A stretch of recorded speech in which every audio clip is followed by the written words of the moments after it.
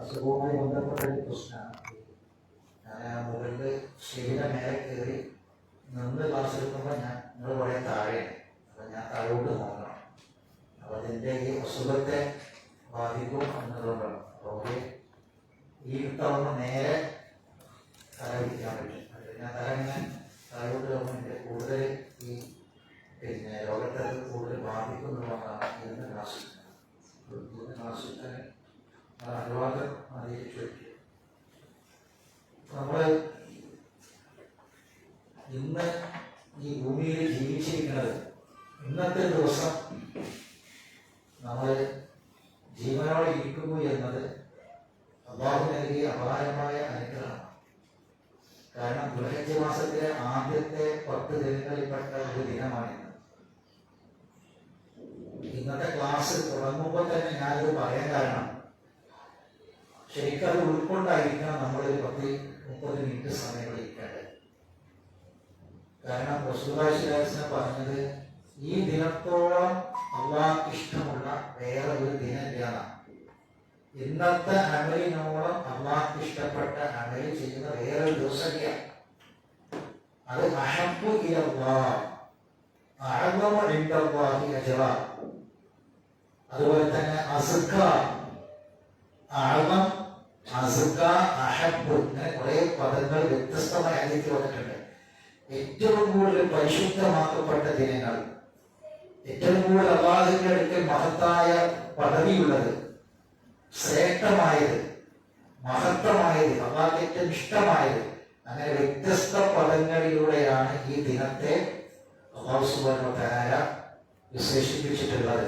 അങ്ങനെയുള്ള ഒരു ദിവസം നമുക്ക് ഈ ഭൂമിയിലെ അള്ളാഹ്ക്ക് ഇഷ്ടപ്പെട്ട ഏറ്റവും നല്ല അമൽ അള്ളാഹുവിന്റെ കലാമ് പഠിക്കുക. അപ്പൊ അങ്ങനെ ഒരു സാഹചര്യത്തിന്, ഒരു സന്ദർഭത്തിന് നമ്മുടെ ജീവിതം സാക്ഷിയായി എന്നതിന് അൽഹംദുലില്ലാഹ് നമ്മൾ സ്തുതിക്കാം. കാരണം നാളെ പരലോകത്തേക്ക് ഈ ദുനിയാവിൽ വെച്ച് നമ്മൾ സമ്പാദിക്കുന്ന സമ്പാദ്യങ്ങളിൽ ഏറ്റവും ഘനമുള്ളത് നമ്മളെ ഈ ദിവസത്തെ പ്രവർത്തനങ്ങളായിരിക്കും. ഇന്ന് നോമ്പ് നോക്കിയ ആൾക്കാരുണ്ട്, അതുപോലെ തന്നെ ദിക്റുകളും ദുആകളും തസ്ബീഹും തഹ്ലീലും തക്ബീറും വർദ്ധിപ്പിക്കുന്നവരുണ്ട്. ഈ ദിവസം ഒരുപാട് സദഖകൾ, ദാനധർമ്മങ്ങൾ ചെയ്യുന്നവരുണ്ട്, ഒരുപാട് അമലുകൾ ചെയ്യുന്ന ആൾക്കാരുണ്ട്. അല്ലാഹു എല്ലാം കബൂൽ ചെയ്യട്ടെ. അത് ഏറ്റവും മഹത്തരമായതാണ് അല്ലാഹുവിന്റെ കലാം പഠിക്കാൻ. ഇതിനാണ് നിസ്കാരം, നോമ്പും സദഖയും എല്ലാം ഇതായിട്ട് ബന്ധപ്പെട്ടതാണ്. ഇതാണ് ബേസിക്. അല്ലാഹു കബൂൽ ചെയ്യട്ടെ. സൂറത്ത് യാസീനിലെ 16-ാമത്തെ ആയത്താണ് നമ്മൾ പഠിക്കുന്നത്. റബ്ബുനാ യഅലമു. നമ്മുടെ ഗ്രൂപ്പിൽ ഇസ്മായിൽ സാഹിബിന്റെ വോയിസ് കേട്ടിരിക്കും കഴിഞ്ഞ ദിവസം. റബ്ബുനാ യഅലമു, അത് വല്ലാത്തൊരു വാക്കാണ്. ചെറിയൊരു ആയത്താണ്, പക്ഷെ ഭയങ്കരമായ ആശയങ്ങളുടെ ആയത്താണ്. ആ പ്രവാചകന്മാരെ അവര് കൊല്ലണ മുമ്പുള്ള സന്ദർഭമാണ്. ആ നാട്ടിന്റെ ഉദാഹരണം അറിയാം. ഒരു ഗ്രാമത്തിന്റെ ചരിത്രം നമ്മൾ പറഞ്ഞതാണ്. അവിടേക്കുള്ള 3 പ്രവാചകന്മാരെ, ഒരാളല്ല 3 ആളെ പറഞ്ഞയച്ചത്. അങ്ങനെ വേറെ ഒരു നാട്ടിൽ ഒരു പ്രവാചകന്മാരെ അങ്ങനെ അയച്ചിട്ടില്ല. 3 പ്രവാചകന്മാരെ. ആ 3 പേരെ കളവാക്കിയിട്ട് നിഷേധിച്ച് തള്ളി അവരോട് പറഞ്ഞത്, നിങ്ങൾ ഞങ്ങളുമായൊക്കെ തന്നെയാണ്, വലിപ്പം വെക്കാൻ നോക്കണ്ടാതാണ്, ഞങ്ങളുമായിട്ട് മനുഷ്യന്മാരാണ്, അപ്പൊ അതാണ് അവർ പറഞ്ഞ വാക്ക്. എന്നിട്ട് അവർ നിഷേധിച്ചപ്പം വല്ലാത്തൊരു മാനസികാവസ്ഥയിലാണ് പ്രവാചകന്മാരുള്ളത്. കാരണം അങ്ങനെയല്ലോ, കഴിഞ്ഞ ക്ലാസ്സിൽ ഞാൻ പറഞ്ഞല്ലോ, നമ്മളൊരാളോട് വളരെ താല്പര്യത്തോടെ ഇഷ്ടത്തോടെ ഒരു കാര്യം പറയുമ്പോൾ, അത് വേണ്ടപ്പെട്ട ഒരാളോട് പറയുമ്പോൾ അയാളത് തിരസ്കരിക്കുമ്പോ, മെയിൻ ചെയ്യാതിരിക്കുമ്പോ, അവഗണിക്കുമ്പോ ഉണ്ടാകുന്ന വിഷമം വല്ലാത്തൊരു വിഷമം. അപ്പൊ പ്രവാചകന്മാര് പറഞ്ഞ വാക്കാണ് റബ്ബുനാ യഅലം. നിങ്ങൾ എങ്ങനെ നിശ്ചയിച്ച് തള്ളിയാലും ഞങ്ങളെ റബ്ബിനറിയാം. ഞങ്ങൾ നിങ്ങളിലേക്കുള്ള ദൂതന്മാരെ അള്ള പറഞ്ഞയച്ച പ്രവാചകന്മാരാണ്. ഞങ്ങളെന്ന കാര്യം ആർക്കറിയാം? ഇത് ഈ റബ്ബുനാ യഅലം എന്നുള്ളത് അതാണ് ഈ ആയത്തിൽ ഏറ്റവും പ്രധാനപ്പെട്ട വാക്ക്.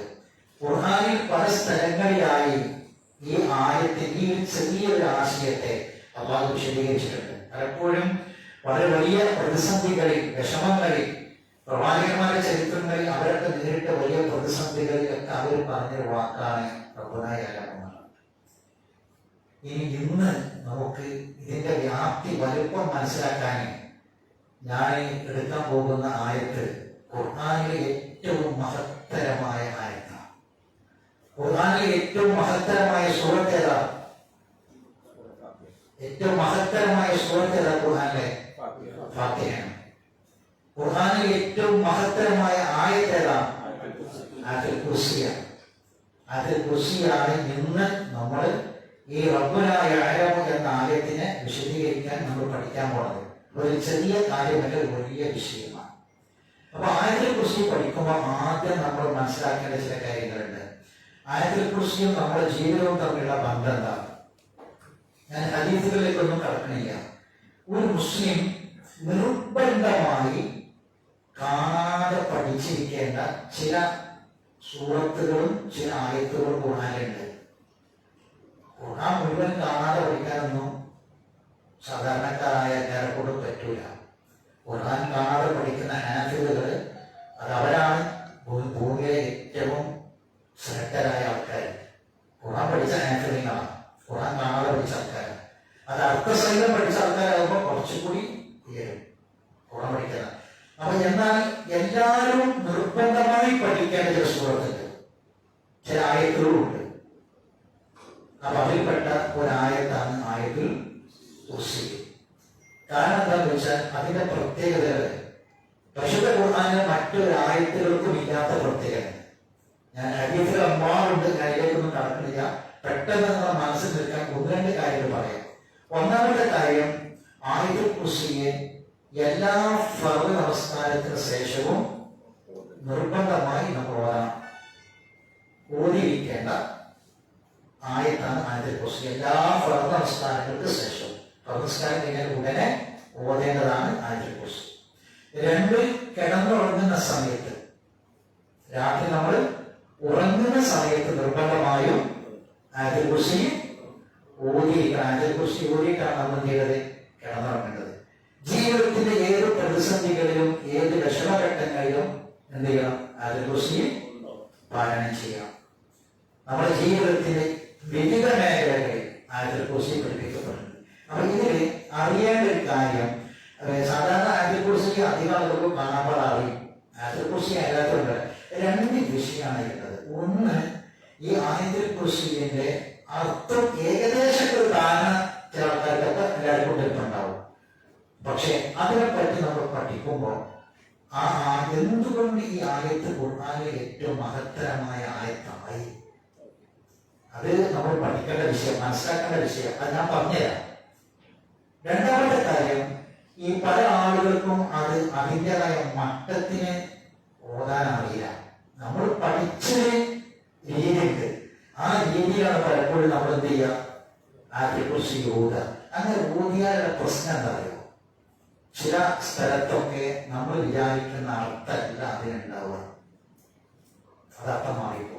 അപ്പൊ ആദ്യം ആയത്തുൽ കുർസിന്റെ ഓത്തിൽ ശ്രദ്ധിക്കേണ്ട ചില കാര്യങ്ങൾ വളരെ ചുരുങ്ങിയ ഒരു രൂപത്തിൽ പറയാം. അപ്പൊ നിങ്ങൾ ആദ്യം ആയത്തുൽ കുർസി മറിക്കുക, എല്ലാവരും കാണണം. മൊബൈലിലെ ഖുർആനിലെ മറിക്കുക. അൽബഖറയിലെ 255 ആയത്ത്. ആ ആയത്ത് ഓർത്തെക്കാൻ പറ്റിയ നമ്പർ ആട്ടാ. അൽബഖറയിലെ 255 ആയത്തുൽ കുർസി നമ്പർ എല്ലാവരും മറിക്കുക.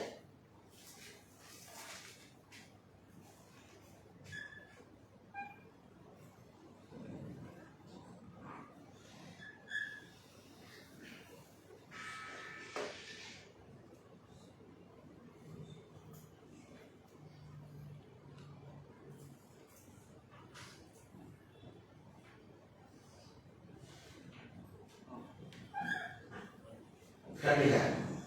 ഇനി ഞാൻ 3 ഖിറാഅത്ത് കേൾപ്പിക്കാം. ആയത്തുൽ കുർസിയുടെ 3 ഖിറാഅത്ത് കേൾപ്പിക്കാം. നിങ്ങൾ അതിന്റെ കൂടെ ഓടണം. ഒറ്റ മാത്രം പോലെ അതിന്റെ കൂടെ ഓടണം. ഓടിയിട്ട് നിങ്ങൾ ശ്രദ്ധിക്കേണ്ടത്, നിങ്ങൾക്ക് ഇപ്പം നിങ്ങൾ ആയത്തുൽ കുർസി ഓടുന്ന രീതി അല്ല, അതും ഈ ഓർത്തും തമ്മിൽ ഒരേപോലെയാണോ? നീട്ടുണ്ടോ, മണിക്കറുണ്ടോ, മഹ്റജുകൾ അക്ഷരങ്ങൾ ശരിയാണോ, നമ്മൾ ഓടുന്നത് ഇങ്ങനെ തന്നെയാണോ, അതിൽ വല്ല വ്യത്യാസമുണ്ടോ എന്നൊക്കെ ഒന്ന് താരതമ്യം ചെയ്യാനാണ് ഞാൻ ഈ ഖിറാഅത്ത് കേൾപ്പിക്കുന്നത്. കേൾക്കുമ്പോൾ 3 ഖിറാഅത്ത് കേൾപ്പിക്കും. ആ 3 ഖിറാഅത്തും അതിന്റെ കൂടെ നിങ്ങളൊന്ന് ഓതി നോക്കണം. അതിൽ തന്നെ നിങ്ങൾ ഓത്ത് എന്ത് ചെയ്യണം? ശരിയാകാത്ത ഭാഗം ശരിയാക്കണം.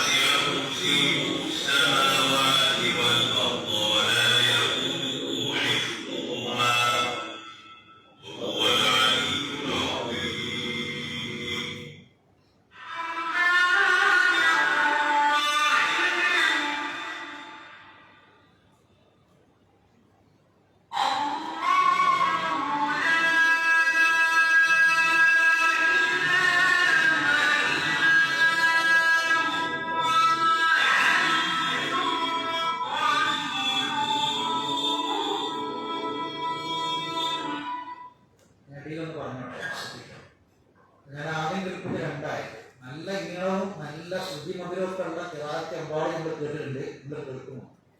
ഇത് ഈ ആയത്തുകൾ നമ്മൾ സാധാരണ ഞാൻ ക്ലാസ്സിനിടയിൽ കേൾപ്പിക്കുന്ന ആയത്തുകൾ വ്യത്യസ്തമായിട്ട് ഈ 3 ഖിറാഅത്ത് തിരഞ്ഞെടുക്കാൻ കാരണമുണ്ട്. എന്താണെന്ന് വെച്ചാൽ ഈ ആദ്യത്തെ 2 ഖിറാഅത്തും നിങ്ങൾ കേട്ടിട്ടുണ്ടാകും സാവകാശമുള്ള ഖിറാഅത്ത്. സാവകാശമുള്ള ഖിറാഅത്ത് എന്ന് പറഞ്ഞാൽ നിർത്തേണ്ട സ്ഥലത്ത് നിർത്തി അതിൻ്റെ തജ്വീദ് നിയമം അനുസരിച്ചിട്ടാണ്. നമ്മൾ ആയത്തിൽ കുറിച്ച് ഓടുമ്പോൾ എപ്പോഴും എന്ത് വേണം, നമുക്ക് പലപ്പോഴും സ്ഥിരമായിട്ട് നമ്മൾ ഓടുന്നതിന് സ്പീഡ് കൂടിപ്പോകും. ഞാൻ ഈ പറയുന്ന പോയിന്റ് പ്രത്യേകം ശ്രദ്ധിക്കും. നമ്മളൊരു പക്ഷേ ഖുർആനിൽ ഏറ്റവും കൂടുതൽ സ്പീഡിൽ ഓടുന്ന സൂറത്ത് ഏതാണ്? അല്ലെ, പിന്നെ ഒരു വലിയ സൂറത്ത് യാസീൻ അല്ലെ. നമ്മുടെ നാട്ടിൽ യാസീൻ വെച്ച് പഠിപ്പിക്കല്ലേ, മൂലയന്മാർ ഏറ്റവും കൂടുതൽ സ്പീഡിൽ ഓടുന്ന ആ സൂറത്ത് ഏതാണ്? അല്ലെ, പെട്ടെന്ന് കൊടുത്തു. ഇതേപോലെ ആയത്തിൽ കുറിച്ചും ഇതേപോലെ നമ്മൾ സ്പീഡിലാണ് ഓടി തീർക്കുന്ന ഒരു ആയത്തെ ഏതാണെന്ന് ആയത്തിൽ കുറിച്ച്. അത് മനപ്പാടുള്ള ആൾക്കാർക്ക് എങ്ങനെയാണ്. പക്ഷേ ഗുണം കിട്ടണം, നിങ്ങൾ ഈ സ്പീഡിൽ ഓടിയിട്ട് കാര്യമില്ല. പഠിതാക്കൾ എന്നുള്ളതിലേക്ക് ഞാൻ വ്യക്തമായി തുറന്ന് പറയാണ്, നമ്മൾ ഓടുന്നു ഖുർആനെ പറ്റി അഥവാ റത്തിൽ ഖുർആൻ തർത്തീല. ഖുർആൻ ഓടണം നല്ല പറഞ്ഞു, റത്തിൽ ഖുർആൻ തർത്തീല. നമ്മൾ ഖുർആൻ സാവകാശം ഓടണം എന്നാണ് പറഞ്ഞത്. റത്തിൽ ഖുർആൻ തർത്തീല, ഖുർആൻ സാവകാശം ഓടണം. ഖുർആൻ നമ്മൾ സ്പീഡ് നമുക്ക് തിരക്കുള്ള സമയത്ത് ഖുർആൻ അവിടെ ഇരിക്കേ, ഖുർആൻ സാവകാശം ഓടണം. നിങ്ങളൊരു 5 മിനിറ്റ് കൊണ്ട് ഒരു 10 മിനിറ്റ് ഓടി തീർക്കേണ്ടത് അങ്ങോട്ട് ഓടി തീർത്ത് പോയിട്ട് കാര്യമില്ല. 5 മിനിറ്റ് കൊണ്ട് കിട്ടുമെന്ന് പറഞ്ഞാൽ സാവകാശമാകണം. വളരെ ഗൗരവത്തോടെ മനസ്സിലാക്കണം. ഈ ധൃതി എന്ന് പറഞ്ഞത് ആരിൽ നിന്നുണ്ടാണ് അറിയാം. അപ്പൊ അത് എന്താ ഉണ്ടാവുക വെച്ചാൽ അതിൻ്റെ ഒരു ഗുണം നമുക്ക് കിട്ടാറുണ്ട്. ആർട്ടിഫിഷ്യലിന്റെ ഗുണം എന്ന് പറഞ്ഞാൽ അത് ചിലവൊന്നുമല്ല, അതിന്റെ എഫക്റ്റ് ഭയങ്കരമാണ്. ആർട്ടിഫിഷ്യൽ അത് ശരിക്കും നമ്മൾ അതിന്റെ ഓതേണ്ട വിധം അത് ഓതിയാൽ അതിന്റെ ഗുണം കിട്ടും. ശരി, അപ്പൊ ഈ ആദ്യത്തെ 2 കിറാത്ത് കേൾപ്പിച്ചു. ഇനി ഇപ്പൊ ഞാൻ ഈ കിറാത്ത് വളരെ സാവധാനം ഇപ്പൊ ഉള്ളത് കേൾപ്പിക്കണം എന്താണെന്നറിയാം, അക്ഷരങ്ങൾ ശരിക്കും എന്താണ് ക്ലിയർ ആവാൻ. ഇപ്പൊ ഞാനിപ്പോ ഈ കേൾപ്പിക്കുന്ന കിറാത്ത് നിങ്ങൾ കേട്ടാൽ ഓരോ അക്ഷരങ്ങളെ വേർതിരിച്ച് മനസ്സിലാക്കാൻ പറ്റും. അതിനാണ് ഈ കിറാത്ത് കേൾപ്പിക്കുന്നത്. അപ്പൊ അതുകൊണ്ട് അങ്ങനെ തന്നെ അത് ഖുർആനിൽ നോക്കിയിട്ട് അങ്ങനെ തന്നെ മനസ്സിലാക്കണം. അതിന് വേണ്ടിയിട്ടാണ്, അതുകൊണ്ടാണ് ഇതിന്റെ അടിയിൽ ഒന്ന് ഇടപെട്ട് ഞാൻ പറഞ്ഞത്. ഇപ്പൊ ഖുർആനിലേക്ക് നോക്കാം.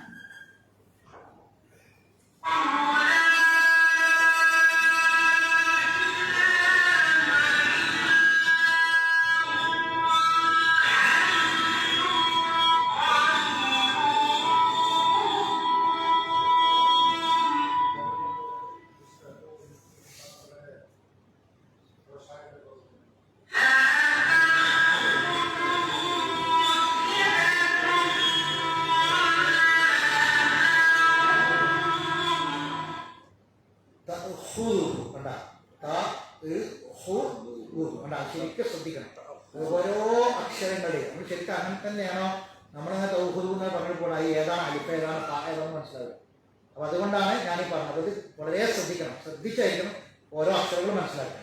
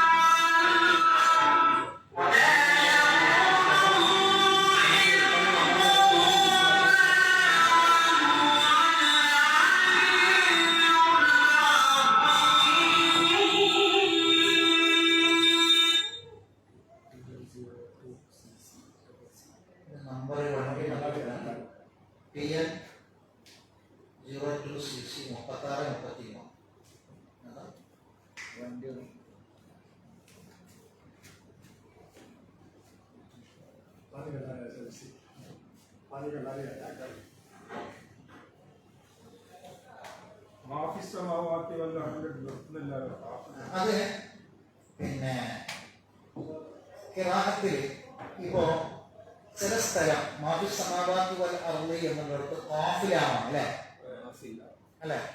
ഈ ഖാഫിലാന്ന് സ്വാദ് ലാമുണ്ടാവും. ഒന്ന് നോക്കി നിങ്ങള്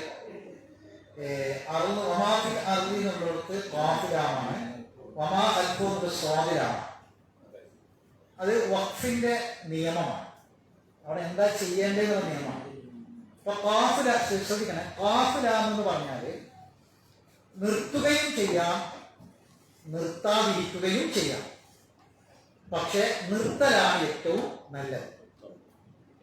സ്വാദിലാമെന്ന് പറഞ്ഞാൽ നിർത്തുകയും ചെയ്യാം, നിർത്താതിരിക്കുകയും ചെയ്യാം, പക്ഷെ ചേർത്ത് ഓതലാണ് നല്ലത്. അത് നിങ്ങൾ സില എന്നുള്ള വാക്ക് ശ്രദ്ധിച്ചാൽ മതി. സില എന്നാൽ ചേർക്കലാണ്. ഇപ്പൊ സ്വാദിലാന്ന് പറഞ്ഞാൽ നിർത്താം, പക്ഷെ ചേർത്ത് ഓതലാണ് നല്ലത്.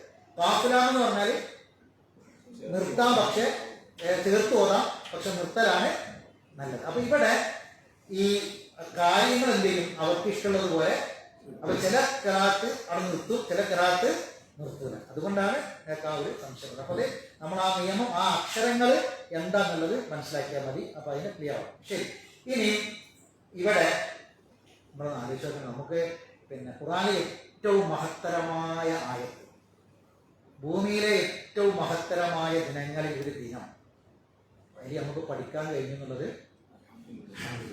പക്ഷേ ഇതൊക്കെ പഠിച്ചോണ്ട് ഓരോ നിമിത്തങ്ങൾ, പഠിച്ചോണ്ട് തീരുമാനങ്ങളായിരിക്കണം. ഹാജിനെ, ലബനാനിലെ ഹാജിനെ കൊണ്ടാകാതെ വിമാനം പറഞ്ഞിട്ട് വീണ്ടും വന്ന് കൊണ്ടേനിങ്ങൾ കേട്ടില്ലേ?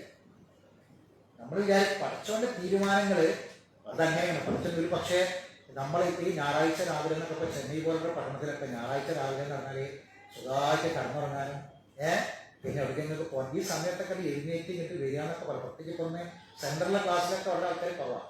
കുറച്ച് ആൾക്കാർ വന്നു. ആ രാവിലെ തന്നെ എഴുന്നേറ്റ് ഇങ്ങോട്ട് ഖുർആന്റെ മുന്നിൽ വരിക എന്ന് പറഞ്ഞാൽ അത് വല്ലാത്തൊരു സൗഭാഗ്യമാണ്. അപ്പോൾ ഇപ്പോൾ ഇവിടെ നിങ്ങൾ ഇവിടെ രാവിലെ സുഖമായിട്ട് കടന്നുറങ്ങി അല്ലെങ്കിൽ വേറെ വല്ല ഇതിനൊക്കെ പോകുന്നതിന് പകരം ഇവിടെ എത്തിപ്പെടാന്ന് പറഞ്ഞാൽ ഇപ്പൊ ഖുർആൻ പഠിക്കുന്ന ആളുകൾ ആ ഒരു നല്ല മനസ്സുള്ളതുകൊണ്ട് പക്ഷേ അള്ളാഹു നമ്മളവിടെ എത്തിച്ചതായിരിക്കുന്നു. അത് മനസ്സിലാക്കേണ്ട കാര്യം. കാരണം ഭൂമിയിലെ ഏറ്റവും ശ്രേഷ്ഠമായ ഈ ദിവസത്തിൽ ഏറ്റവും ശ്രേഷ്ഠമായ ആയത്താണ് നമ്മൾ പഠിച്ചുകൊണ്ടിരിക്കുന്നത്. അള്ളാഹു കബൂൽ ചെയ്യട്ടെ, അള്ളാഹു സ്വീകരിക്കട്ടെ. നാളെ ഖബറിലേക്കും പരലോകത്തേക്കും നമുക്ക് ഏറ്റവും വലിയ സമ്പാദ്യമായിട്ട് അള്ളാഹു മാറ്റിത്തട്ടെ. ശരി, അപ്പോൾ നമ്മൾ ഇത് ഓതുമ്പോൾ ശ്രദ്ധിക്കേണ്ട ഒന്ന് രണ്ട് കാര്യങ്ങൾ നമുക്ക് പറയാം. നമുക്ക് തെറ്റിപ്പോകാൻ സാധ്യതയുള്ള സ്ഥലങ്ങൾ. ഒന്നാമത്തെ സ്ഥലം പിന്നെ ഇന്ദഹൂന്നുള്ളോടത്ത് കുറച്ച് നീട്ടനാണ്. നിങ്ങളെ കിറാത്ത് കേട്ടപ്പം എല്ലാ കിറാത്തിലും നിങ്ങൾ കേൾക്കും എന്നുണ്ട് കേട്ടാ. അവിടെ നീട്ടാൻ അവിടെ പലപ്പോഴും നമ്മൾ എന്ത് ചെയ്യാറില്ല, നീട്ടാറില്ല. അപ്പൊ സാവകാശം ഓതുമ്പോഴേ എന്ത് ചെയ്യാൻ പറ്റുള്ളൂ, നീട്ടേണ്ട സ്ഥലത്ത് നീട്ടാൻ പറ്റുള്ളൂ. നമുക്ക് ഒഴിവുള്ള സമയത്ത് ഒരു കിറാത്തും തിരക്കുള്ള സമയത്ത് വേറൊരു കിറാത്ത്, അങ്ങനെ രണ്ട് കിറാത്തൊന്നും ഇല്ല. മനസ്സിലാകുക പറഞ്ഞു. അപ്പൊ ആയത്തിൽ കുറിച്ച് പോലെയുള്ള ആയത്തുകൾ ഓതുമ്പോൾ എപ്പോഴും നമ്മൾ ശ്രദ്ധിക്കണം. അതുപോലെ സാവകാശം ഇട്ട് അതിന്റെ ഫവായിലുകളൊക്കെ മനസ്സിലാക്കി ശ്രേഷ്ഠതയൊക്കെ ഉൾക്കൊണ്ട് പിന്നെ അതിന്റെ ഗുണം പ്രതീക്ഷിച്ചു കൊണ്ട് തന്നെ ആയിരിക്കണം എന്ത് ചെയ്യേണ്ടത്, നമ്മൾ തോന്നേണ്ടത്. ശരി, രണ്ടാമത്തെ ഒരു സ്ഥലം കുറേ ഉണ്ട്, ഞാനതെന്നെ ഒന്നുകൂടി പറയുന്നില്ല. രണ്ടാമത്തെ ഒരു സ്ഥലം നമുക്ക് തെറ്റാൻ സാധ്യതയുള്ളത്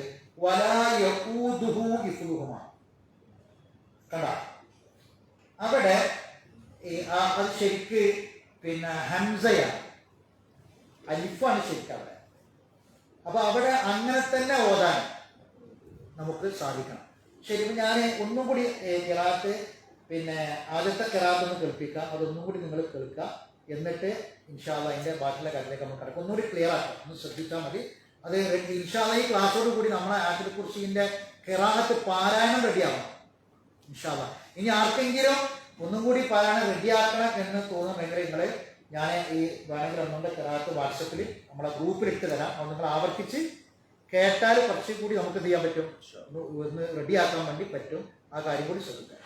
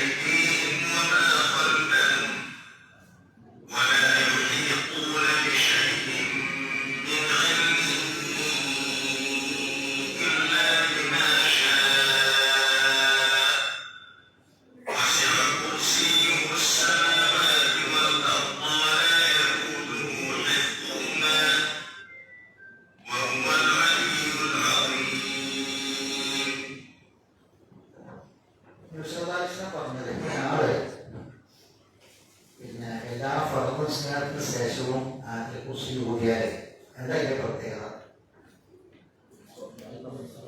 അതിൽ ഏതൊരു കാര്യവും നമ്മൾ അതിന്റെ പ്രത്യേകത മനസ്സിലാക്കിയിട്ട് വേണം ചെയ്യാൻ. എല്ലാ പ്രവർത്തനത്തിന് ശേഷവും ഒരാൾ ആയത്തുൽ കുർസി ഓതിയാൽ എന്താണ് അതിന്റെ പ്രതിഫലം, എന്താണ് അതിന്റെ മഹത്വം. അതാണ് അത്. മരണം മാത്രമാണ് അയാൾക്ക് സ്വർഗത്തിൽ കടക്കാനുള്ള തടസ്സം. ഹരിതത മരണം മാത്രമാണ് അയാൾ സ്വർഗപ്രവേശനത്തിനുള്ള തടസ്സം. എല്ലാ പ്രവർത്തനത്തിനും ശേഷം ആദ്യ കുറിച്ച് യോജന. ഈ രാത്രി ഒരാൾ കിടക്കുമ്പോൾ അയാൾ ആദ്യ കുറിച്ച് യോജിയിട്ട് കിടന്നാൽ അതിന്റെ പ്രത്യേകത എന്താ? പുലരുന്നത് വരെ ശൈത്താനിൽ നിന്ന് അള്ളാഹുവിന്റെ ഒരു കാവൽ അവരുണ്ടാകും. അള്ളാഹു താല കാവലിന് ഒരു മരക്കര തന്നെ ഏർപ്പാടാക്കുന്ന അതേക്കുറിച്ച് മഹത്താണ്.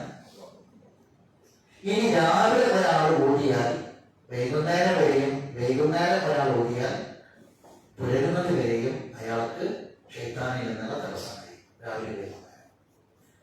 അപ്പൊ ഈ മഹത്വമൊക്കെ നമ്മൾ ആനന്ദക്കുറിച്ചിന്റെ മഹത്വമായിട്ട് മനസ്സിലാക്കി വെക്കുന്ന ഒരു സഹാബിയെ മുസ്ലിം വിളിച്ച് ചോദിക്കുകയാണ്, ഖുർആനിലെ ഏറ്റവും മഹത്തരമായ ആയത്ത് ഏതാണെന്ന് സഹാബിക്ക് അറിയാം.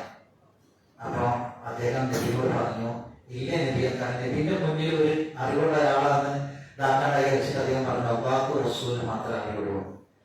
അപ്പൊ റസൂൽ എന്നിട്ട് പറഞ്ഞു കൊടുക്കുകയാണത് ആനന്ദക്കുറിച്ചി. അദ്ദേഹം പറഞ്ഞു, എനിക്കറിയാം, എന്നിട്ട് ഞാൻ റസൂലിൽ നിന്ന് അത് കേൾക്കാൻ വേണ്ടിയിട്ട് ഞാൻ ആഗ്രഹിച്ചു എന്നാണ്. അതാണ് സഹാബിയുടെ എൽമിനോടുള്ള താല്പര്യം.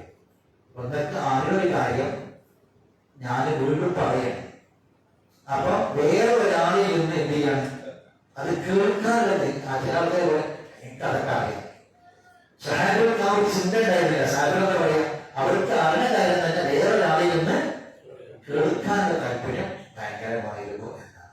ശരി, ഇനി ആയത്തുൽ കുർസിയുടെ ഒരു തദബ്ബുർ ഞാൻ ഒന്ന് പറയാം. നമ്മളിപ്പോ എന്തിനാണ് ആയത്തുൽ കുർസി എടുത്തത്?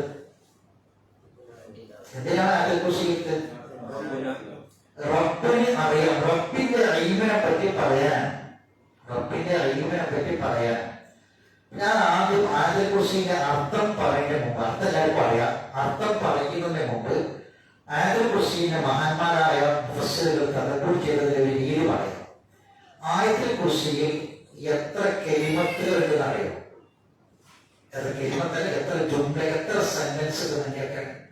ആയത്തുൽ കുർസിയിൽ എത്ര സെന്റൻസ് ഉണ്ട്? ഒന്ന് എണ്ണി. എത്ര സെന്റൻസ് ഉണ്ട് നിങ്ങൾക്ക്?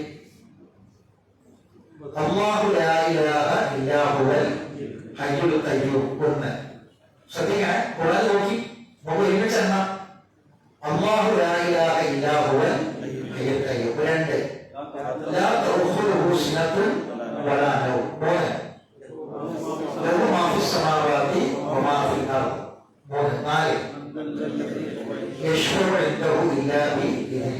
അഞ്ച്, يعلم ما بين أيديهم وما خلفهم. പിന്നെ ആറ്, إلا بما شاء. ഏഴ്, السماوات والأرض. എട്ട്, ولا يؤوده حفظهما. ഒൻപത്, ഈ 9 സെന്റൻസിനെ ശ്രദ്ധിക്കണേ. അല്ല, 9 സെന്റൻസ് ആണ് ചെയ്യുന്നത്. ولا يؤوده وسع كرسيه السماوات والأرض ولا يؤوده حفظهما. 8 وهو العلي العظيم. 9 وهو العلي العظيم. 9 ولا يؤوده حفظهما. 8 അങ്ങനെ 9 സെന്റൻസ് ആണ്. 9 ചോദ്യം എന്നോട് പറഞ്ഞുതരാം, അപ്പോൾ ഇത് മനസ്സിലാവും. ഈ സെന്റൻസുകളെ പണ്ഡിതന്മാർ പറയാണ്, ഇത് ഒരു ഓർഡർ. 1 9, 2 8. മനസ്സിലാ? അങ്ങനെ ഓർഡർ വെച്ചാൽ നടുവിൽ 1 മാത്രം നിൽക്കുന്നുണ്ട്. അത് വായിച്ചി. അല്ലാഹു ലാ ഇലാഹ ഇല്ലാ ഹുവൽ ഹയ്യുൽ ഖയ്യൂം. അന്ന് വായിക്കി. ഇനി ബാക്കിൽ അങ്ങോട്ട് വായിക്കി.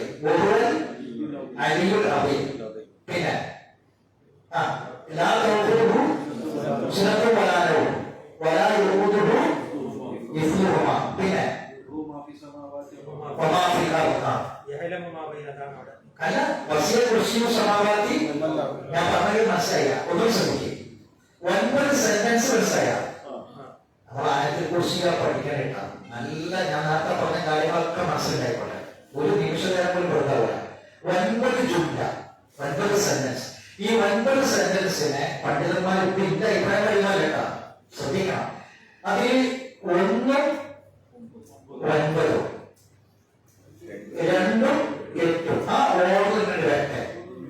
അപ്പൊ എന്നാ വൈകി അത് വൈകി അല്ലാഹു ലാ ഇലാഹ ഇല്ലാ ഹുവൽ ഹയ്യുൽ ഖയ്യൂം വഹുവൽ അലിയ്യുൽ അദീം. പിന്നെ ലാ തഅഖുദുഹു സിനത്തുൻ വലാ യഊദുഹു ഹിഫ്ദുഹുമാ. പിന്നെ ലഹു മാ ഫിസ് സമാവാതി വമാ ഫിൽ അർദ് വസിഅ കുർസിയ്യുഹു സമാവാതി വൽ അർദ്. പിന്നെ മൻ ദല്ലദീ യശ്ഫഉ ഇൻദഹു ഇല്ലാ ബിഇذനിഹി വലാ യുഹീതുന ബിശൈഇൻ മിൻ ഇൽമിഹി ഇല്ലാ ബിമാ ശാഅ. അതിന്റെ നടുവിൽ വരുന്നതാ സുബ്ഹാനല്ലാഹ്. റബ്ബുനാ യഅലം, റബ്ബുനാ യഅലം യഅലമു മാ ബൈന അയ്ദീഹിം. ആരാണ് യഅലമു? അല്ലാഹ്. മാ ബൈന അയ്ദീഹിം വമാ ഖൽഫഹും. ഇനി നിങ്ങൾ എങ്ങനെയാണ് ഈ ബന്ധം വരുന്നത് ഞാൻ പറഞ്ഞുതരാം. അതിന് അർത്ഥം പറയണം. അത് ശ്രദ്ധിച്ചോളൂ, അത് ശ്രദ്ധിക്കേ. അല്ലാഹു ലാ ഇലാഹ ഇല്ലാ ഹുവൽ ഹയ്യുൽ ഖയ്യൂം. എന്താ അർത്ഥം? അല്ലാഹു അവനല്ലാതെ മറ്റൊരു ആരാധ്യനുമില്ല. അൽ ഹയ്യുൽ ഖയ്യൂം എന്നെന്നും ജീവിച്ചിരിക്കുന്നവനും എല്ലാം അടക്കി ഭരിക്കുന്നവൻ, സർവനിയന്താവും എന്നെന്നും ജീവിച്ചിരിക്കുന്നവരുമായ അല്ലാഹു അല്ലാതെ മറ്റൊരു ആരാധ്യനുമില്ല. എന്താണ് പറഞ്ഞത്? അല്ലാഹുവിന്റെ ഏകത്വം, അല്ലാഹുവിന്റെ അസ്മാകൾ ആണോ? ആ. ഇനി 9ാമത്തെ വൈകി വഹുവൽ അലിയ്യുൽ അദീം. അതെന്താ? വഹുവ എന്നാരാ? അല്ലാഹു. അൽ അലിയ്യുൽ അദീം മഹത്വം, ഉന്നതനാണ്, മഹാനാണ്. അത് രണ്ടും നമ്മൾ പറഞ്ഞാ ഇല്ലേ? അല്ലാഹുവിന്റെ നാമങ്ങളെ കുറിച്ച് പറഞ്ഞത് അതിനെക്കുറിച്ച് തുടങ്ങിയിരുന്നുകൊണ്ട് അതാണ് നാമം. അവസാനിക്കുന്നതും അല്ലാഹുവിന്റെ ഇസ്മുൽ അഅ്ലം കൊണ്ട്, ഇസ്മുൽ അഅ്ലം കൊണ്ട് അവസാനിക്കുന്നതും തുടങ്ങണം. രണ്ട് നമുക്ക് നോക്കാം. ഇനി ലാ തഅഖുദുഹു സിനത്തുൻ വലാ നൗം. എന്താ അർത്ഥം? അവനൊരിക്കലും ഉറക്കമോ മയക്കമോ പിടികൂടുകയില്ല. അല്ലേ? അപ്പോ മയക്കം ഉറക്കം എപ്പോഴാണ്ടായ? ക്ഷീണം വരുമ്പോഴല്ലേ? ഒരാൾക്ക് മയക്കം ഉറക്കം ഒക്കെ ഉണ്ടായപ്പോഴാ ക്ഷീണം വരുമ്പോൾ അല്ലെ? ഇനി മറ്റൊരു വൈകി ആ 2 ആകാശഭൂമികളെ സംരക്ഷിക്കുന്ന അള്ളാഹ് ക്ഷീണവും ബാധിച്ചിട്ടില്ല. അള്ളാഹ് അതൊരു ഭാരമുള്ള കാര്യമല്ല. ആകാശഭൂമികളുടെ സംരക്ഷണം അള്ളാഹ് ഭാരമുള്ള കാര്യമല്ല, പ്രയാസമുള്ള കാര്യമില്ല. പ്രയാസം ഉണ്ടാകുമ്പോൾ എന്തുണ്ടാകുക? ക്ഷീണവും ഉറപ്പൊക്കെ ഉണ്ടാകുക. വളരെ മനസ്സിലായില്ല. വളരെ വെറുതെ തരാട്ടെ. ഇത് ഈ ആയത്തിനെ കുറിച്ച് അതേക്കുറിച്ചുള്ള പണ്ഡിതന്മാര് വിശദീകരിച്ചത്. ഞാനിത് പറഞ്ഞെന്താണെന്ന് വെച്ചാൽ നമ്മുടെ വിഷയം ഇതിന്റെ മാനത്തിന്റെ എഴുതി വരുന്നുണ്ട്. എങ്ങനെയാണ്? അതുകൊണ്ടാണ് നമ്മൾ ഈ ആയത്തിന്റെ വലിപ്പത്തിലേറെ ഞാൻ പറഞ്ഞത്. ശരി. ഇനി ലഹു മാ ഫിസ് സമാവാതി വമാ ഫിൽ അർദ്. ബാക്കി മറ്റേ വസിഅ കുർസിയ്യുഹു സമാവാതി വൽ വായിക്കപ്പെടുന്ന പദം മനസ്സിലാവും. ആകാശഭൂമികൾ മുഴുവൻ ആർക്കുള്ളതാ? അല്ലാഹുവിനുള്ളതാ. അല്ലെ? അല്ല എങ്ങനെ നിയന്ത്രിക്കുന്നത്? എന്താണ് കുർസി എന്ന് പറഞ്ഞാൽ? വസിഅ കുർസിയ്യുഹു സമാവാതി വൽ. അല്ലാഹുവിന്റെ അർശിന്റെ തീരമാണ്. അർശിന്റെ അല്ലാഹുവിന്റെ പാത വെക്കുന്ന സ്ഥലത്താണ് പറയാ കുർസി എന്ന് പറയുന്നത്. അതല്ലേ? ആകാശഭൂമികൾ മുഴുവൻ അല്ലാഹുവിൻ്റെതാണ്. അതാണ് നമ്മൾ മൂന്നാമത്തത് മേലെ. മറ്റേതെന്താണ്? അല്ലാഹുവിന്റെ കുർസി ആകാശഭൂമിയോളം വിശാലമാണ്. മനസ്സിലായില്ലേ? ശരി. ഇനി 4ാമത്തത് മൻദല്ലദീ യശ്ഫഉ ഇൻദഹു ഇല്ലാ ബിഇذനിഹി. വലാ യുഹീതുന മൻദല്ലദീ യശ്ഫഉ ഇൻദഹു ഇല്ലാ ബിഇذനിഹി. പിന്നെ ഏതിന്റെ ബന്ധം? വലാ യുഹീതുന ബിശൈഇൻ മിൻ ഇൽമിഹി ഇല്ലാ ബിമാ ശാഅ. രണ്ടിലും ഇസ്തിസ്നാഇല്ല. 2 സ്ഥലത്തും ഇല്ല വന്നിട്ടുണ്ട്. അറബി ഭാഷയിൽ ഇസ്തിസ്നാഇല്ല ഇല്ലാന്നാണ്. എന്താണ് അർത്ഥം? മൻദല്ലദീ യശ്ഫഉ ഇൻദഹു ഇല്ലാ ബിഇذനിഹി. ആരുണ്ട് അവന്റെ അനുമതി കൂടാതെ അവന്റെ അടുക്കൽ ശുപാർശ പറയാൻ? ആരുണ്ട്? മറ്റേത്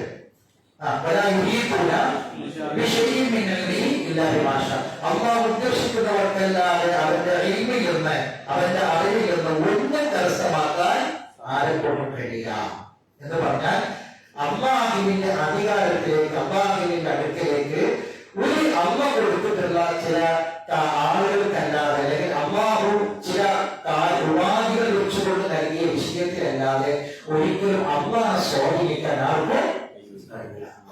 എന്താ അവസ്ഥ? അള്ളാഹിനേക്കാൾ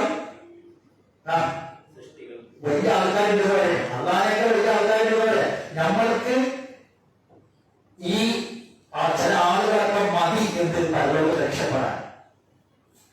ഇത് അള്ളാഹുവിന്റെ വിശ്വാസം. ആയത്തെക്കുറിച്ച് ഓരോരുത്തരും തന്നെയാണ് വിശ്വാസം. എന്റെ മൊഴിതാലും നരകത്തിലില്ലെന്ന് നരകത്തെക്കാക്കും മലക്ക് പറഞ്ഞോ. എന്റെ മൊഴിയിലായോ ഒരു ശൈഖിന്റെ മൊഴിയിലായാൽ മതി. ഞാൻ നല്ലവനല്ലെങ്കിലും എന്റെ മൊഴിയിലോ നല്ലവനല്ലെങ്കിലും ഞാൻ നല്ലവനാണ്. ഇത് ഖുർആനിൽ പകരം എടുത്തു വെച്ച കിതാബുകളിലുള്ളതാണ്, മാലബോധികളിലുള്ളതാണ്. ഖുർആനെ പകരം കൊണ്ടുവന്ന ഖുർആനെ നേരെ എതിരാശയം. അപ്പൊ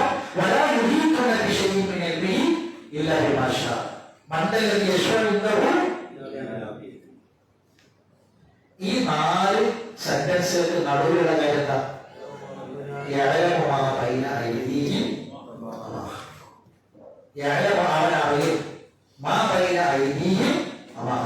അവർക്ക് മുന്നിലുള്ളതും പിന്നിലുള്ളതും ആരറിയും എന്ന് പറഞ്ഞാൽ നമ്മളുടെ എല്ലാ കാര്യങ്ങളെ കുറിച്ചുമുള്ള അറിവ് ആർക്ക് മാത്രമാണ്? നമ്മൾ ഇവിടെ എങ്ങനെയാണ്, നമ്മളെ കബർ എങ്ങനെയാണ്, കബറോട് എങ്ങനെയാണ്, ഇതൊക്കെ ആരാണ് തീരുമാനിക്കുക? റബ്ബിന്റെ ഇൽമിന്റെ അടിസ്ഥാനത്തിലാണ്. നമ്മുടെ തലമുറ ഖുർആനിന്റെ ഗ്രൂപ്പിൽ ഇന്നലത്തെ എന്റെ ഹുതുബ കിട്ടിയത് കേട്ട കാര്യം ഉണ്ടാകും. ഇന്നലത്തെ ഹുതുബ ഇല്ലെങ്കിൽ നിങ്ങൾക്ക് ഈ വിഷയത്തിലേക്ക് ചേർന്ന ഹുതുബ കേൾക്കുന്നത് നല്ലതാണ്. ഒരു കാര്യം മനസ്സിലാക്കാം. നമ്മൾ സാധാരണ എന്ന് പറയുന്നത് എന്താ അർത്ഥം? പറയും കാലം തന്നെയാണ് സത്യം. ഏതാ കാലം? നമ്മൾ മനസ്സിലാക്കിയ കാലം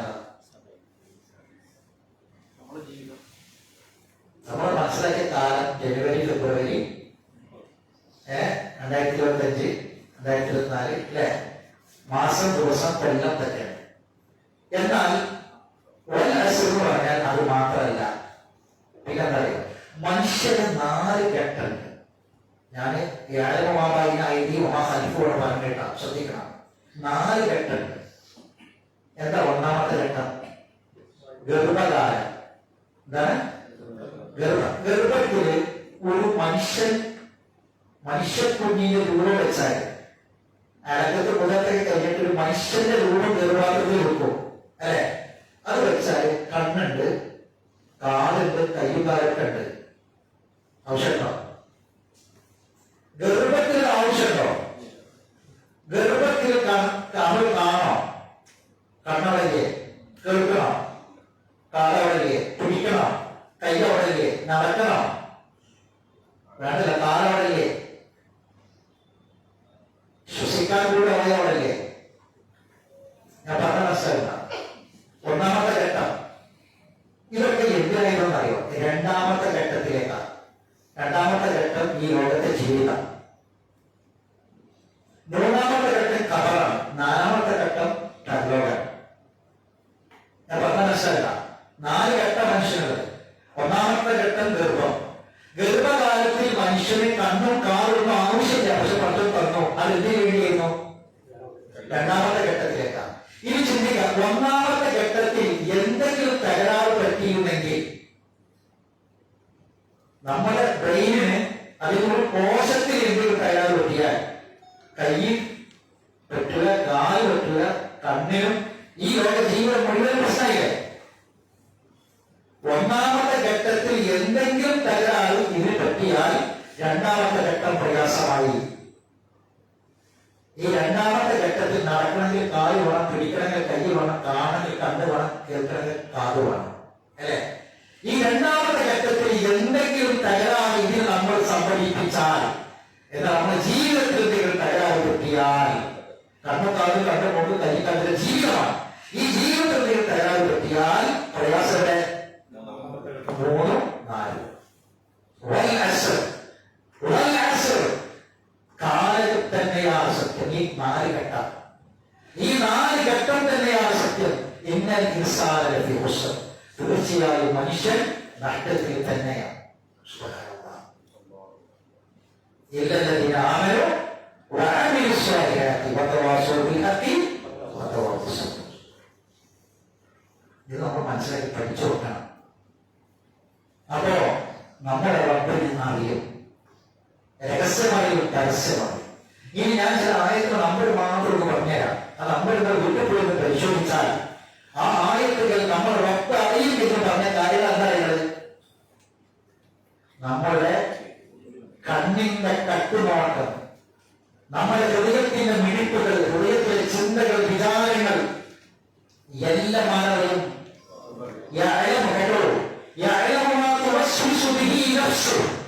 അവന്റെ മനസ്സ് മന്ത്രിക്കുന്നത് അറിയും. ഖായിനത്തലായി കണ്ണിന്റെ കട്ടുനോട്ടം അല്ലാഹു അറിയും. സുബ്ഹാനല്ലാഹ് യഅലമു മാ ബൈന അയ്ദിഹിം വമാ ഖൽഫഹും. റബ്ബുനാ യഅലം, നിങ്ങൾ ഞങ്ങളെ കൊല്ലും, ഞങ്ങൾ നാട്ടിൽ നിന്ന് പുറത്താക്കും, എന്ത് ചെയ്താലും ഞങ്ങൾ റബ്ബിനറിയാം. ഇത് വലിയ ഈമാനാണ്, വലിയ തവക്കുലാണ്. ജീവിതത്തിൽ വലിയ ഒരു മനുഷ്യന്റെ ഈമാനിന്റെ തവക്കുലിന്റെ പിന്നെ ദൈവത്തിന്റെ ജീവിതത്തിന്റെ ഒരു നിർണായകമായ പോലെയാണത് റബ്ബനായ. ശരി, അപ്പൊ ആ നമ്പർ എഴുതിക്കോളൂ.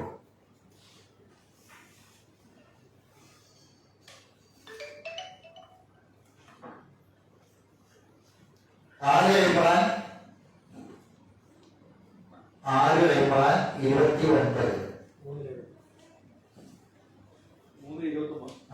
സൂറത്തിന്റെ പേരിനെ എഴുതിക്കോളൂ, നല്ലതാണ്. 29. മാഇദ 97.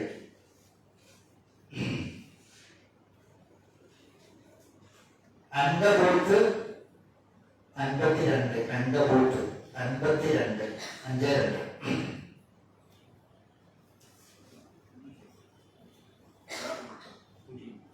ഗുജറാത്ത് 16. ഗുജറാത്ത് 16.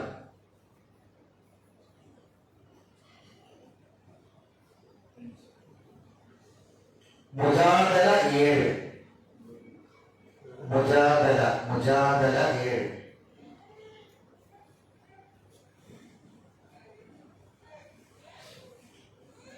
തഗാബുൻ 4. തഗാബുൻ 4.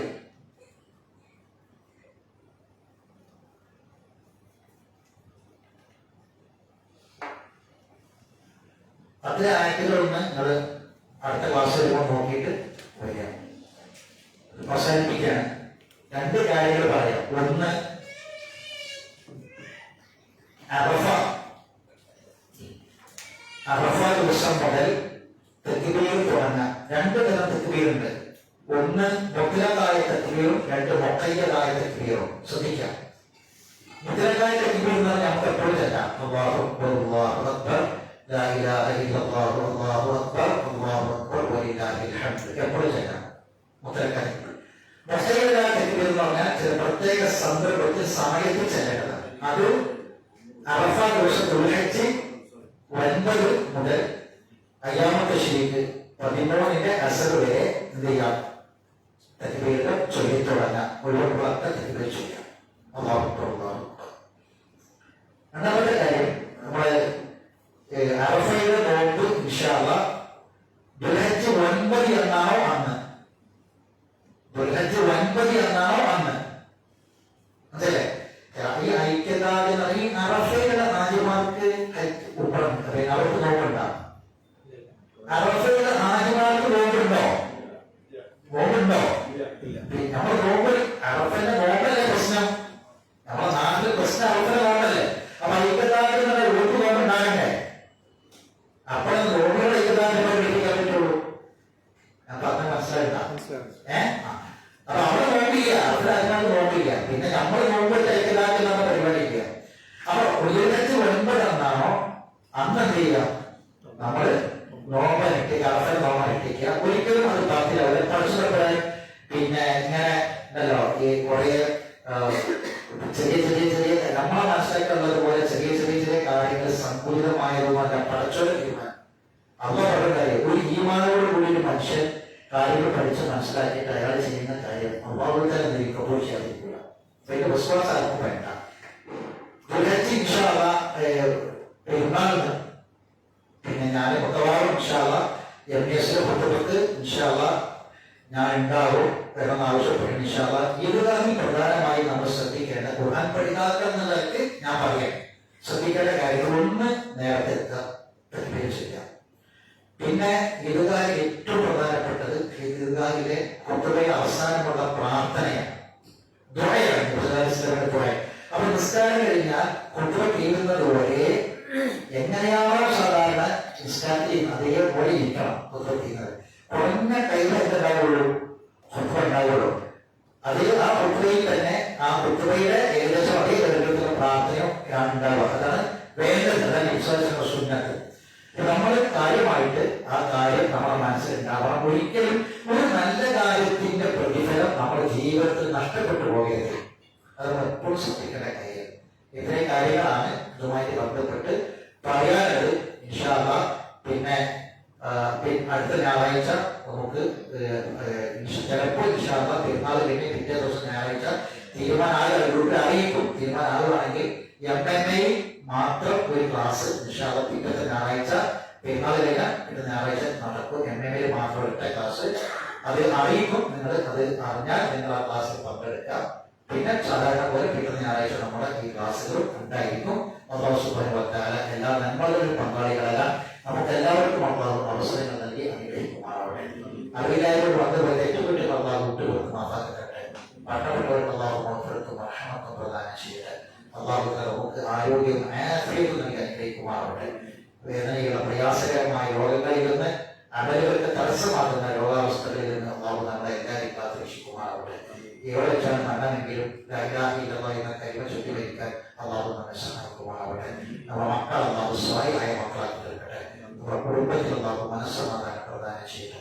ربنا تقبل منا انك انت السميع العليم وتب علينا انك انت التواب الرحيم واخر دعوانا الحمد لله رب العالمين. سبحانك اللهم وبحمدك اشهد ان لا اله الا انت استغفرك واتوب